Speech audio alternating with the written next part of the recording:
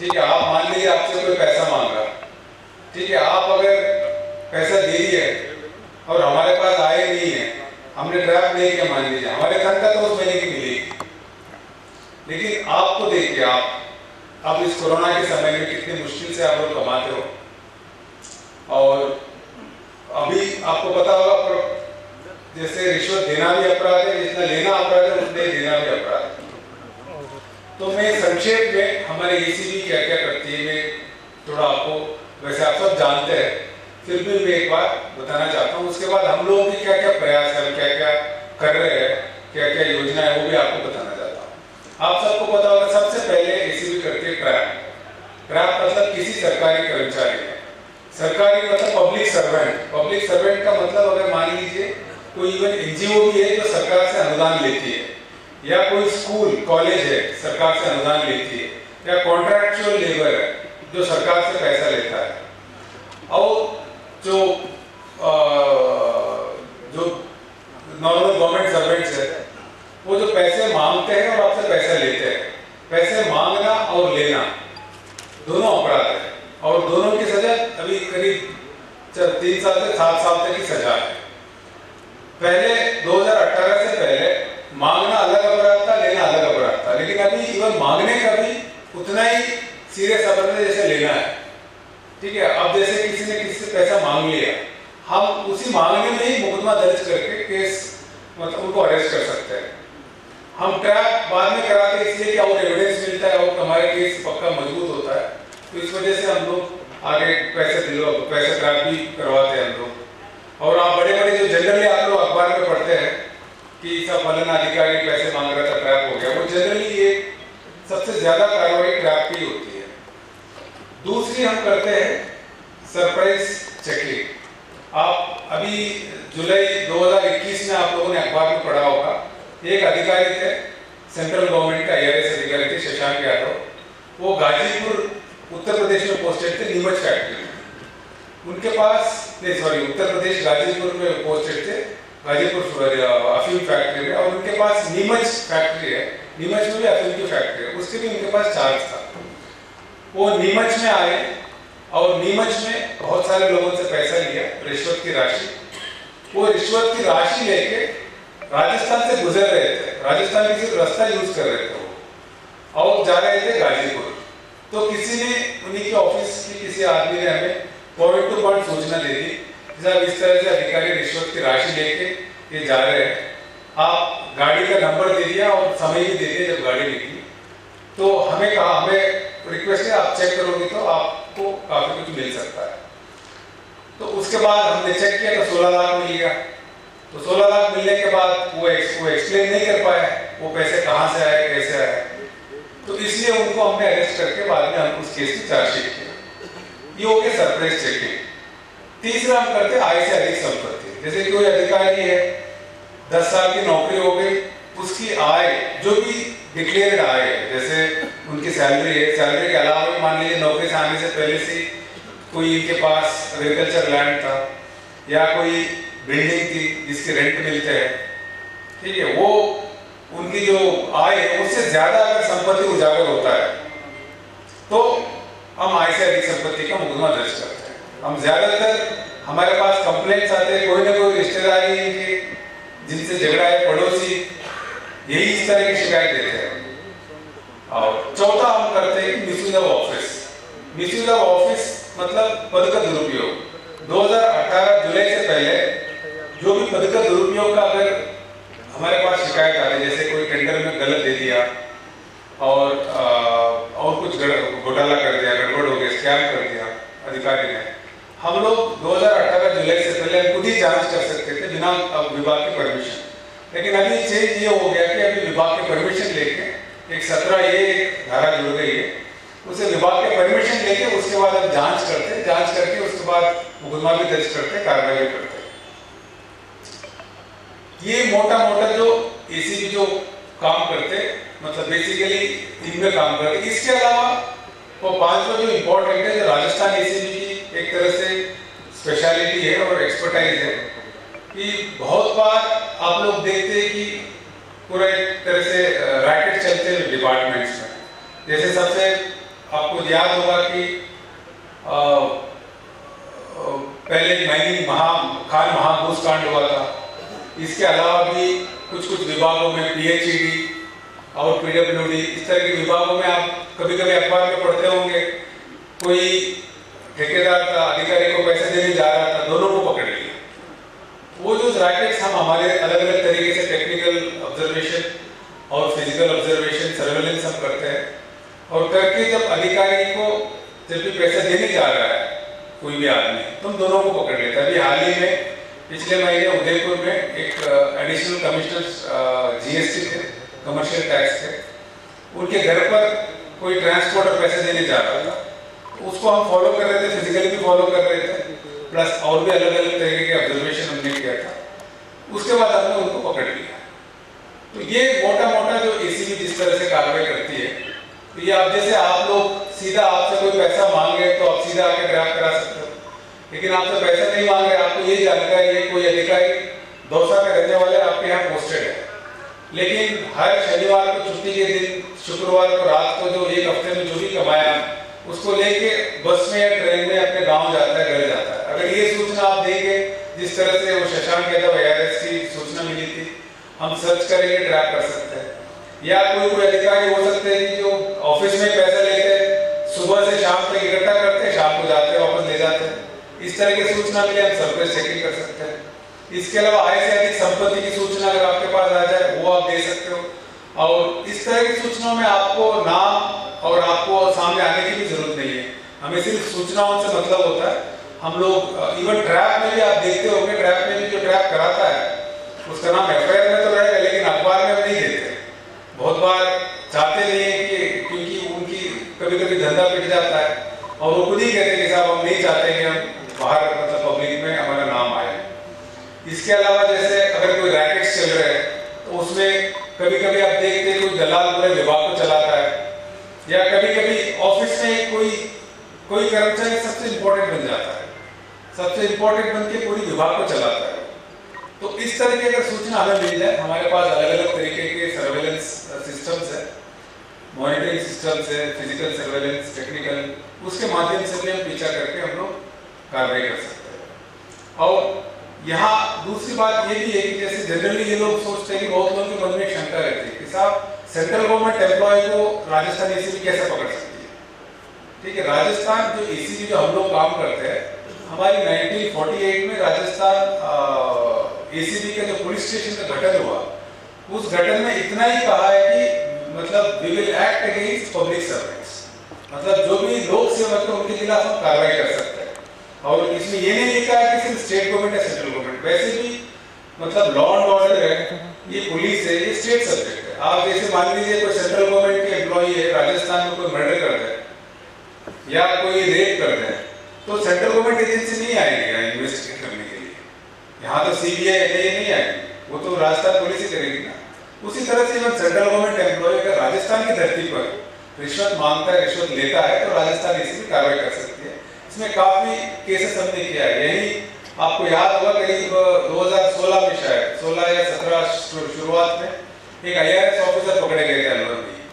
ठीक है, इसके अलावा अगर मान लीजिए बाहर के कोई लोक सेवक है, राजस्थान में आके पैसा मांगता है, अभी जैसे आपके अलवर की टीम ने पकड़ा था एक आगरा के रेलवे में सुपरिटेंडेंट इंजीनियर, वो यहाँ आके किसी ठेकेदार से पैसे मांग रहे थे, तो वो उसको भी हमने ट्रैक किया था। और कभी यूपी पुलिस के, कभी महाराष्ट्र पुलिस के, बॉम्बे पुलिस के भी एक सब इंस्पेक्टर और 2-3 सिपाही आए थे 2 साल पहले। जयपुर में किसी आदमी से 2.5 लाख मांगा उन्होंने, तो वो हमारे पास आए, उनको हमने पकड़ लिया। तो इस तरह से राजस्थान की धरती पे कोई भी रिश्वत मांगता लेता है, ठीक है, उनके खिलाफ हम कार्रवाई कर सकते हैं। अब मैं ये बताना चाहता हूँ कि नवाचार क्या क्या किया हम लोगों ने। नवाचार पिछले साल में 2020 सितंबर में एक बार 2020 सितंबर में 2020 शुरुआत में 19 के सितंबर में एक बार माननीय मुख्यमंत्री जी हमारे ACB कार्यालय आए थे। तो वहाँ जब कार्यालय आए थे तो हम चर्चा हो रही थी, तो हमसे पूछा था कि क्या क्या समस्या होती है। हमने इनको सब रिक्वेस्ट किया कि साहब जो विभाग है वो जो भी परिवादी ट्रैप कराता है, बहुत बार उनका काम नहीं करते। और उससे वो परेशान हो जाते हैं, क्योंकि परिवार के लिए तो सबसे इम्पोर्टेंट क्या है, उसका काम है। हमारे लिए ट्रैप इम्पोर्टेंट होगा, सरकार के लिए ट्रैप इम्पोर्टेंट होगा, लेकिन परिवार के लिए सबसे इम्पोर्टेंट क्या है, उसके ट्रैप है। तो माननीय मुख्यमंत्री जी का ये कहना था कि जो हमारी सरकार में जो गलती है, गंदगी, उसको उजागर करने हमारे दफ्तर में, हमारे घर पे आया है, वो परिवादी हमारे लिए सबसे बड़ा इम्पोर्टेंट वीआईपी है। तो उसको काम कराना सरकार की जिम्मेदारी है। ये बात समझते हुए सरकार ने एक सर्कुलर निकाला 2020 में। उस सर्कुलर में ये कि जो ट्रैप कराते हो, अभी आप हमारे विजय सिंह जी बता रहे थे ना कि साहब हमने ट्रैप ही नहीं किया, बाद में परिवार का काम भी कराया, उसका पहले बेसिस नहीं था। अभी हमारे पास एक सर्कुलर है, सरकार की सर्कुलर है, जिसमें यह कहा गया है कि जो ट्रैप जो भी कराता है उससे काम कराना उस विभाग की, पूरी विभाग अध्यक्ष की जिम्मेदारी है। इसके बारे में हर महीने मीटिंग हमारे होम सेक्रेटरी साहब है, चीफ विजिलेंस कमिश्नर है, वो लेते हैं मीटिंग, और हर ट्रैप के ऊपर चर्चा होती है, उनके काम हुआ ही नहीं। अगर काम नहीं हुआ किसी कारणों से, कभी कभी क्या होता है कि किसी ठेकेदार ने ट्रैप करा दी, कभी कभी काम अधूरा रह गया, कभी कभी मतलब उनके काम में कोई त्रुटि रह गई, तो डिले हो जाता है। तो अदरवाइज जहाँ जेन्युइन काम है, लीगल काम है, वो इमीडिएटली सरकार की तरफ से भी कराया जाता है।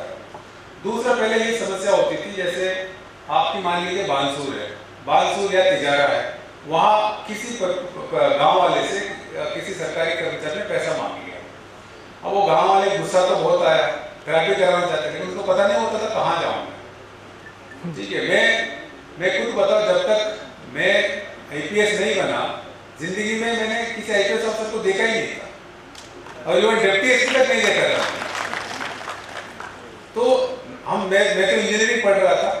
अब उस गांव वाले आदमी को हम एक्सपेक्ट करें कि वो एक विजय सिंह मीणा नाम से एडिशनल एसपी अलवर में बैठते, भ्रष्टाचार निरोधक ब्यूरो, उसको एड्रेस भी पता रहे, इनके नंबर भी पता रहे, और उससे ज़्यादा उसको ये विश्वास भी हो कि यहाँ वो आएंगे, क्योंकि ये तो अनजान आदमी है, यहाँ आएंगे तो इनकी बात सुनेंगे, ट्रैप करेंगे, इनको मदद करेंगे। ये समस्या होती थी बहुत बार। अगर कोई कराना भी चाहे, उनको पता नहीं होता था कैसे करना है, कहाँ जाना है, क्योंकि ये बात ऐसे नहीं है कि अगर मान लो पड़ोसी से बात करें, उसको डर भी होता है, पड़ोसी से बात कर ले तो कहीं लीक आउट हो जाए, अधिकारी को पता चल जाए, तो काम भी नहीं होगा, प्लस तंग भी करेंगे।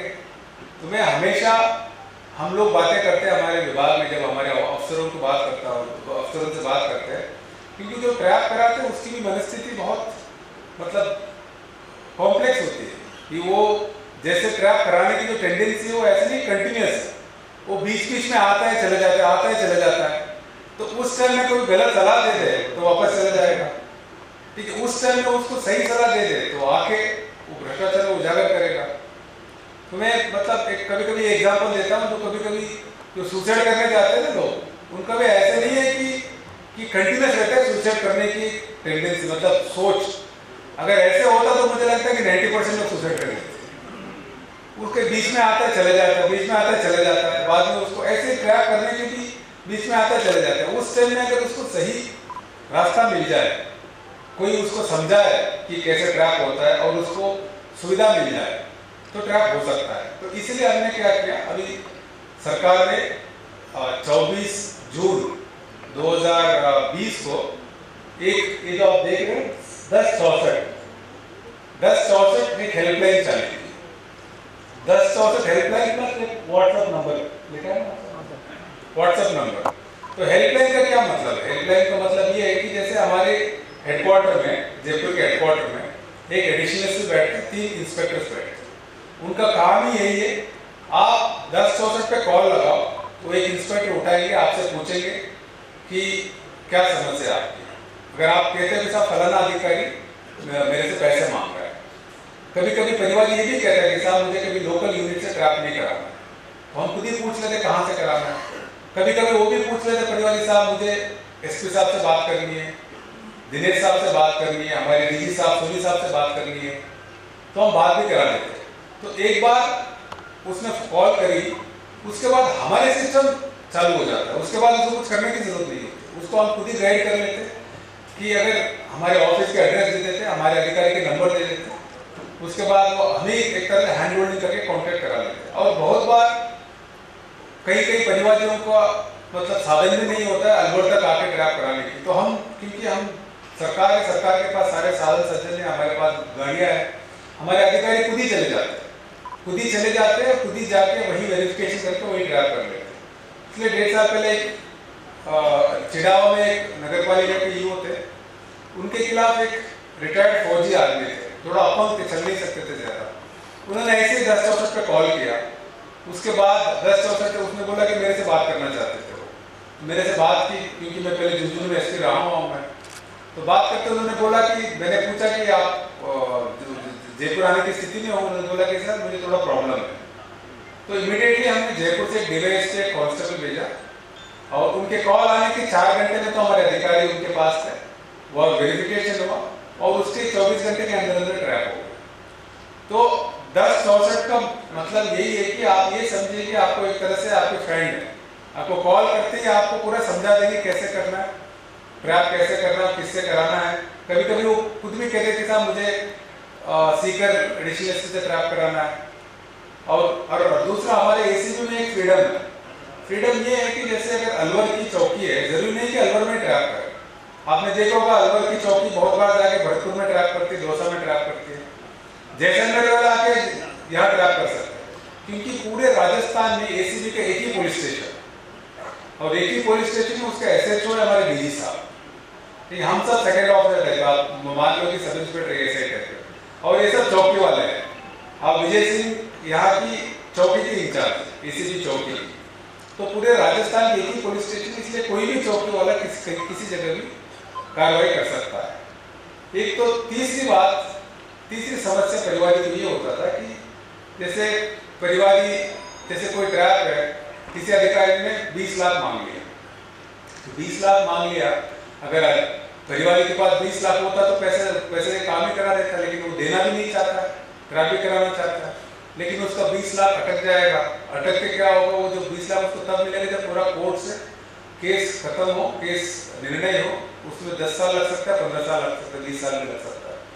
तो उसके लिए जब ये समस्या हमने सरकार के सामने रखी तो सरकार ने एक रिवॉल्विंग फंड का एक घोषणा की और रिवॉल्विंग फंड हमें दी है।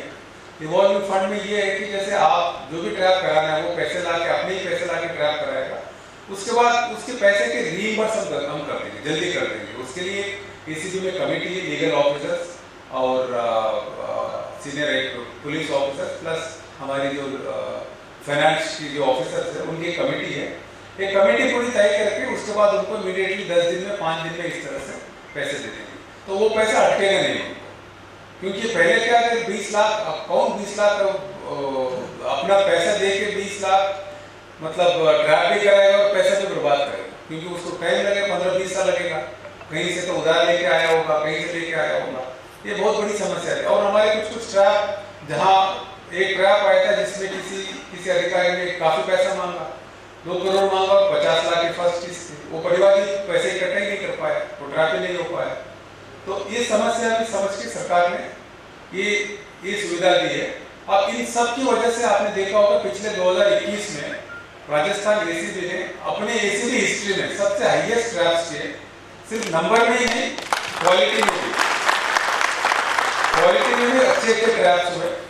और इसका ये नतीजा रहा कि काफी, अभी हम बहुत बार ट्रैप करने जाते तो अधिकारी थोड़ा चेत जाते हैं और फोन पे बात नहीं करते, और अब हमारे पास लगातार कंप्लेंट्स आने लगे। अब 1064 पे खूब कॉल आता है हमारे पास, सीधे भी आ जाते हैं, 1064 पे बहुत कॉल आते हैं। तो ये आज यहाँ आने का मुख्य उद्देश्य यही था कि आप लोगों के बीच में आए। और एसीबी क्या करते हैं, आप अखबार में पढ़ते होंगे जो बड़े बड़े केस होते हैं उसमें काफी तो 1064 के होते हैं। और दूसरा जो हमारे एसीबी में आते हैं सिलेक्शन प्रोसीजर से लेते हैं हम लोग, पूरा हर सिपाही से लेके एडिशनल एसपी तक एक सिलेक्शन प्रोसीजर से आते हैं, प्लस उनको 25% एक्स्ट्रा इंसेंटिव तनख्वाह मिलता है। तो कोशिश करते हैं कि अच्छे अधिकारियों को लेने की। और जहां हमारे अधिकारी अगर कुछ गलती करें, आप लोगों ने पढ़ा होगा कि 2020 दिसंबर 9 को हमारा एंटी करप्शन डे था, हमारे एसीबी का इंटरनेशनल एंटी करप्शन डे था। हमारे एक अधिकारी पहले 11 बजे एंटी करप्शन डे का पूरा इसी तरह से कार्यक्रम रखा, लोगों को बुलाया, बुलाने के बाद लोगों को अच्छा भाषण भी दिया और उनको मतलब चाय पानी नाश्ता भी कराया, इसी तरह से पोस्टर भी दिया सबको करके हाई बाय करके फ़ोटो वोटो खिंचवाया, सब करके उसके बाद अपने ऑफिस गए। अपने ऑफिस जाने के बाद वहाँ एक ट्रांसपोर्ट के अधिकारी थे, उनसे 80,000 लिया। उसके बाद वो अधिकारी जा रहा था, उनको पता नहीं था कि हमने क्या सर्वेलेंस लगाया था। हमारी टीम पहले से रेडी थी, जैसे ही पैसे दिया वो गया तो जिसने दिया उनको भी पकड़ा और इनको भी पकड़ा, अरेस्ट किया हमने। तो हमारे अधिकारी को भी अगर हमारे अधिकारी रिश्वत खाता है तो हम भी हमारे अधिकारी को भी नहीं छोड़ते। और जनरली हमारे इन्वेस्टिगेटिंग ऑफिसर एडिशनल एसपी होता है, लेकिन उस केस में हमने एसपी को रखा और एक पूरा टीम बनाया। एसपी इसलिए रखा कि क्योंकि हम उसको ज़्यादा सीरियसली लेते हैं, क्योंकि एसीबी में रह के अगर कोई इस तरह के काम करे हमारे लिए बहुत शर्मिंदगी की बात है। और प्लस हमारे लिए, क्योंकि अगर कोई अधिकारी एसीबी के अधिकारी ऑफिस में बैठ के ले रहा है तो वो दूसरों को क्या पकड़ेगा, उसका मॉरल राइट भी क्या रहेगा और लोगों को क्या विश्वास होगा, तो लोग आएंगे भी नहीं और हमारी मतलब मजाक उड़ाते। उसके बाद उस अधिकारी के आय से अधिक संपत्ति का भी केस दर्ज हुआ। तो मैं ये मोटी मोटी हम लोग जो कार्रवाई करते हैं, और अभी पिछले 2 साल से आप लोगों ने हम सब ने बहुत मुश्किल घड़ी से निकले और बहुत ही टफ टाइम देखा हम लोगों ने। कोरोना हम सब ने किसी ने अपने दोस्त या अपने कोई रिश्तेदार या अपने भाई बहन माँ बाप, किसी न किसी को तो कोरोना हुआ, कुछ कैजुअलिटी हो गई और कुछ लोग कैजुअलिटी नहीं भी हुई, उसका जो दूसरे इंडिकेशन हो, किसी को किडनी प्रॉब्लम हो गया, किसी को शुगर बढ़ गया, किसी का आंख का नंबर बढ़ गया। और बाहर जाना ही, जैसे बाहर जाना ही खतरा हो गया, बाहर जाना एक तरह से मौत जैसे हो गया। और कितने बार हम लोग लॉकडाउन में अंदर हम लोग खुद को बंद रखा, हम लोगों ने खुद को सेव किया। और अभी भी हम बाहर जाते हैं तो एक तरह से जान हथेली में लेके जाते हैं हम लोग। वो रिस्क हमेशा है, जाना ही पड़ता है, क्योंकि आपको आपका धंधा भी चलाना है, आपको आपके बीवी बच्चे माँ बाप उनको पालन पोषण भी करना है। अगर बाहर जाए बिना कोई पैसा भी नहीं मिलेगा। और कितने बिजनेसेस को लॉस हो गए, कितने। अभी मेरे जहाँ मैं जयपुर में रहता हूँ, गांधीनगर में, मैं हमेशा दाढ़ी कटवाने के लिए या बाल कटवाने के लिए एक नाई को बुलाता हूँ। तो वो नाई भी रोता रहता है कि साहब जब से कोरोना हुआ तो मेरा तो धंधा ही 50% से नीचे है। मैं पूछा कि कोरोना से दाढ़ी तो सबकी बढ़ती है, बाल भी बढ़ते हैं, तेरा धंधा कैसे कम हो गया? वो कहता है कि साहब बाहर से कटवाने के डर से खुद ने काटने सीख ली। तो आप देखो कितने डर से हम जी रहे हैं। बाहर जाना मतलब, बाहर बाल कटवाना मतलब सही नहीं है, क्योंकि वो 10 लोगों को काटता है, तो 10 लोगों को काटेगा तो उसका संक्रमण की संभावना बढ़ जाती है। तो हम सब की धंधों में कहीं ना कहीं इम्पैक्ट आया, हम उससे उभर रहे हैं और उससे उभर के हम लोग कोशिश कर रहे हैं कि हमारी जिंदगी वापस पटरी पे आए। ये जो अभी पैसा कमा रहे हैं आप लोग, वो पूरा रिस्क के साथ है। मतलब आप बाहर जाते ही मतलब हाथ धोएंगे, अभी तो थोड़ा कम हो गया इसलिए हम लोगों ने मास्क नहीं पहना, अदरवाइज कितना मतलब भयानक था सिचुएशन। तो इस पैसे को हमें बर्बाद नहीं करना है, इस पैसे को, क्योंकि अभी एसीबी की सरकार के हम सब की इच्छा है कि करप्शन नहीं हो। और क्योंकि हमारे पास कभी कभी आप लोग देखते होंगे, अब आपको नहीं पता, आपके बीच में एक आध परिवार बैठे होंगे, नाम नहीं लेना चाहता हूँ मैं, बहुत बड़े बड़े आदमी हैं, बड़े मतलब आप ये मानिए कि 500-600 करोड़ की मतलब ठेका ले रखे धंधा करने वाले हैं। लेकिन जब हमारे पास है ना, बिलखते रोए बच्चे जैसे, क्योंकि वो एक अधिकारी इतना तंग कर गया उनको, मतलब इतना तंग कर दिया कि उसके बाद उनकी आत्मसम्मान ही नहीं, वो जो मांग रहे थे दे ही नहीं पाए। जितना मांग रहे थे वो मांगना नाजायज, इसके अलावा देने की स्थिति में भी नहीं थे। अब जो कमा रहे हैं बहुत मुश्किल से कमा रहे हैं हम लोग, तो उस पैसे को बर्बाद नहीं करना। और दूसरे सरकारी कर्मचारी को सरकार ने बहुत अच्छा भत्ता, सब सुख सुविधा सब दे रखा है, और कोई सरकारी कर्मचारी गरीबी नहीं रखता है। इसलिए आप लोग बहुत बार कहते हैं कि साहब उनका परिवार का क्या होगा, लेकिन जिनसे वो पैसा मांगते हैं और उनका परिवार का क्या होगा, ये भी तो देखना, पैसा मांगना ही गलत है। तो इसलिए आप लोग इस टाइम में, एक तो ट्रैप बढ़ने का भी यही कारण है। अभी मैं एक छोटा एग्जाम्पल बताना चाहता हूँ। अभी जयपुर सिटी में एक बजरी का एक ठेकेदार था, मतलब वो लीगली बजरी लेता था, बजरी लेके उसके बाद वो कंस्ट्रक्शन कंपनीज को देता था, जो भी कंस्ट्रक्शन करना चाहता था। कोरोना आ गया, उसको बजरी का धंधा बंद हो गया। वो कहता है कि साहब 4 ताने वाले इससे बंदे लेते थे, लेकिन क्योंकि कोरोना आया इसलिए 3 ताने वालों ने इसने रिक्वेस्ट करके मना, वो मान गए, उनको लिया नहीं। लेकिन एक थाने वाले ने माना नहीं। अब वो 25 साल से दे के आ रहा था। अब वो कोरोना के उसको जब बजरी बिकेगा तो ही तो बंदी दे पाएगा वो, तो बेचारा वो बिकेगा नहीं तो कहाँ से दे पाएगा। वो हमारे पास है, ट्रैप कराया उसने। तो अभी आप हम सब बहुत मुश्किल घड़ी से गुजर रहे हैं, तो इसमें आप लोगों को जागरूक रहना है और हमारे पास आना है और कोशिश करना है कि जो आप, क्योंकि अगर हम हमेशा ये देखते हैं कि जिस विभाग में ट्रैप होता है उस विभाग में काफी दिन शांति रहती है, जिस टाउन में ट्रैप होता है उस टाउन में कुछ दिन शांति रहती है। और इसके अलावा जैसे जो बड़े बड़े जो रैकेट्स है, जो हम बड़े बड़े केसेस करते हैं, उससे भी उस विभाग में काफी इम्पैक्ट होता है। तो जो भी जिस तरह से भी आप लोग हमारे सामने आ सकते हैं। अब से ये बहुत लोग कहते हैं कि साहब इतना बड़ा ये भस्मासुर महामारी, उसको मैं क्या कर सकता हूँ या हम क्या कर सकते हैं। आप रोज ट्रैप करते फिर भी लोग पैसा लेना बंद नहीं करते, रोज ही ट्रैप होते हैं। ठीक है, कभी कभी मुझसे पूछते कि साहब रोज इतने पकड़ने के बाद भी क्यों ट्रैप हो रहे हैं। तो मैं कुछ छोटा छोटा एग्जाम्पल बताता हूँ। अगर रोज तुम सड़क पे चलते हो, एक्सीडेंट होता है, तुम सड़क पे चलना तो नहीं बंद कर दो। तो इसलिए जो पैसा लेता है वो सोचता है कि मैं होशियार में ट्रैप नहीं हो पाऊंगा। और बहुत ट्रैप में ये भी कहते हैं हमारे परिवार को, अरे ध्यान रखना एसीपी वाले इधर उधर घूम रहे हैं, और वो खुद भी ट्रैप हो जाता है। तो इसीलिए मेरा एक रिक्वेस्ट है, आप लोग हमारे इस एसीबी का फायदा लें और कोशिश करें कि जितना हो सकता है हम उसको, इस महामारी को कम करें। दूसरा, अभी कल ही एक जगह बैठे थे, किसी ने एक अच्छी कहानी सुनाई कि एक बार जंगल में आग लग गया। वो कहानी आप मुझे लगता है सब जानते होंगे आप लोग। आग लग गया तो बहुत ही भयंकर आग। तो सारे जंगल का राजा, मतलब शेर है, वो एक जगह बैठ के देख रहा था। हाथी है, वो भी दुखी होके मायूस होकर एक जगह बैठा था। और हिरण वैसे भी डरपोक है और कहीं जाके दुबक गए। सारे जो बड़े बड़े जो मतलब बाहुबली के प्राणी है वो इधर उधर छुप गए थे। तो उसमें एक छोटी सी चिड़िया थी, वो आग की तरफ जा रही थी। तो शेर ने पूछा, अरे पागल कहाँ जा रही थी। तो चिड़िया ने बोली, नहीं कुछ नहीं, मैं जा रही हूँ। तो पूछा क्या कर रहे हो। उसने ये बोला कि मेरे मतलब चोंच में पानी का एक बूंद रखा है, मैं कोशिश कर रही हूँ कि मैं आग बुझाने जाऊँ। वो जो शेर जोर से ऐसा, तेरे चोंच से आग बुझ जाएगी क्या। लेकिन मुझे बहुत अच्छी बात कही कि मैं जब इस जंगल की इतिहास लिखा जाएगा ना, तो मैं वो नहीं बनना चाहती हूँ कि जब आग लगी थी मैं बैठ के देख रहा था। मैं वो बनना चाहती हूँ एटलीस्ट जाके कोशिश कर रहा था कि आग बुझा दी। हमेशा आप हम सब भगवत गीता में पढ़े आप लोगों ने। भगवत गीता का सबसे बड़ा श्लोक कर्मियों का श्लोक है, कर्मण्येवाधिकारस्ते मा फलेषु कदाचन।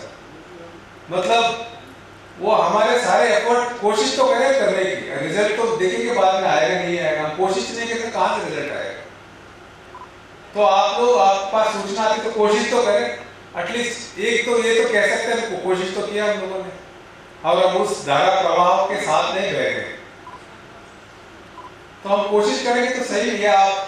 आप जैसे मैं हमेशा हमारे जो डीएसपी इंस्पेक्टर्स है, मैं एडिशनल उनको मजाक करता रहता हूँ, वैसे मजाक करता हूँ। अरे मैं तो कर्नाटका से आया हूँ, 10 साल की नौकरी बची है मेरी तो बता देंगे शायद क्या पता वापस चले जाओ। तुम लोग यहाँ रहोगे, तुम्हारे स्टेट को तो अच्छा रखो इसको। कल तुम्हारे बच्चे, तुम्हारे पोते यहाँ रहेंगे, उनको क्या कहानियां सुनाओगे। जब एसीबी इतने अच्छे कर रहे थे, आप क्या कर रहे थे। और उनके लिए किस तरह के आपके पास मौका है। क्योंकि हमारे भ्रष्टाचार को देख के बहुत बार गुस्सा आता है, लेकिन बहुत लोग सोचते हैं कि हम कुछ कर नहीं सकते। आप लोग सामने आ सकते हो, हम लोग पकड़ सकते हैं। हम दोनों मिले तो काफी कुछ हो सकता है। तो आज जैसे मैंने पहले शुरू में बताया कि आज यहाँ आने का एक कारण तो ये था कि आप लोगों को एसीबी के बारे में, जो मेरा प्रेजेंट, इसके बारे में आप लोगों से रूबरू होकर बताऊंगा। दूसरा सबसे बड़ा कारण ये था कि मैं 7 मई 2014 से मैं सोच रहा हूँ, जैसे मेरी जमानत हुई थी मुझे आके आप सबको तहे दिल से मैं धन्यवाद देना चाह रहा था, क्योंकि जैसे मैंने कहा आपको कि 21 अप्रैल 2007 में बोल के गया था मैं वापस आऊंगा, ठीक है। मुझे कहा ना, मुझे बता रहे थे कि इतने लंबा रास्ता है वापस आने का। उस टाइम मुझे पता था पहाड़ियाँ तो दिखते हैं, लेकिन इतना लंबा 15 साल ले लेंगे रास्ता ये नहीं पता था, ठीक है। उस टाइम में मैं सिर्फ 8-10 दिन ही यहाँ रहा था मैं, और उस टाइम हमारा प्रॉब्लम चल भी रही थी, और मुझे पता मैंने बहुत कुछ 10 दिन में कुछ किया भी नहीं था। अदरवाइज तो मेरे साथ काम किए एक एडिशनल्स में बैठे वो जानते, जहाँ मैं दिल्ली में जाता था फर्स्ट 10 दिन में तो पूरा मतलब ऐसा करते थे कि जैसे कुछ पता नहीं क्या तूफान आ गया। तो यहाँ मेरे अंदर ही तूफान चल रहा था, यहाँ कुछ कर भी नहीं पाया था मैं यहाँ। तो फिर भी आप लोगों ने मतलब जिस तरह से सपोर्ट किया उसको मुझे लगता है कि मेरे पास शब्द नहीं, उसको मैं आपको धन्यवाद दूँ। क्योंकि अगर जैसे उदयपुर के लोगों ने बहुत सपोर्ट किया, उन्होंने भी जैसे आपने किया था वहां से वहां किया था, झुंझुनू में भी किया, जहां मैंने काम किया था वहां फिर भी समझ सकते हैं कि मेरा काम देखे थे और एक कनेक्शन बन गया था, कनेक्ट बन गया था। इस वजह से लोग सड़क पे भी आए, सपोर्ट भी किया, और बहुत बार मतलब पूरे लोगों ने मुझे एक अपने परिवार की मतलब सदस्य बना लिया। और काफी ऐसे हम जेल में थे, कभी कभी सुनने को मिलता था कि अरे एक आदमी ने एक रात को खाना छोड़ दिया, मिठाई खाना छोड़ दिया, किसी ने यज्ञ कराया, किसी ने वो कुछ किया। मतलब काफी लोगों ने मुझे मतलब मेरी समस्या को अपने घर की समस्या मान के अपनी संवेदना प्रकट की।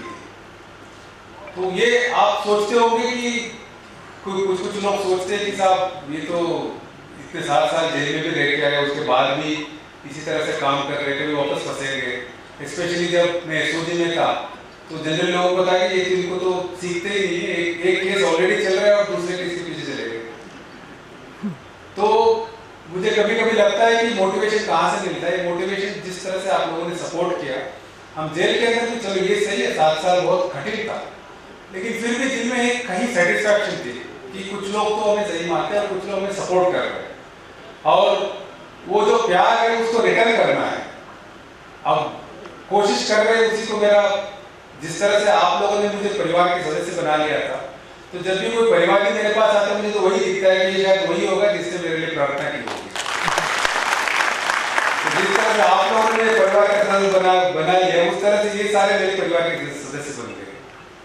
तो मैं आपको तहे दिल से मैं धन्यवाद देना चाहता हूँ, और मुझे लगता है कि ये आप लोग मेरे व्यक्ति विशेष के प्यार नहीं दिखाया था। आपके मन में एक परसेप्शन था, एक अधिकारी इस तरह से होंगे, इस तरह से करेंगे, और मेरे इंटेंशंस के बारे में आपको विश्वास था, शायद इसीलिए आप लोगों ने इतना प्यार दिखाया था। मैं कोशिश करूंगा, हमारे पूरी एसी भी कोशिश करेंगे कि जितना हो सके हम लोग आपको मदद करें, और आप लोग हमारे साथ आए तो हम लोग आपको और बेटर तरीके से आपको मदद करने के लिए कोशिश करेंगे। अभी यहाँ से अगर किसी को कोई जनरल कोई क्वेश्चन पूछना है तो मैं जवाब दे दूंगा, लेकिन पर्टिकुलर इंडिविजुअल केस है तो आप सबके सामने डिस्कस करना ठीक नहीं है। आप इसकी यहाँ के बाद में हमारे एसी के ऑफिस जाऊंगा, वहाँ आधे घंटे बैठेंगे। आपकी निजी कोई भी समस्या हो, आपका कोई केस पेंडिंग हो या कोई सूचना देना चाहते हो, आप वहाँ आ जाए, वहाँ बात कर लेंगे। अदरवाइज अगर और कुछ आपके मन में कोई जिज्ञासा है, कोई शंका है, अगर कोई पूछना चाहते हैं, मैं विजय सिंह, हम लोग आपको जवाब देंगे।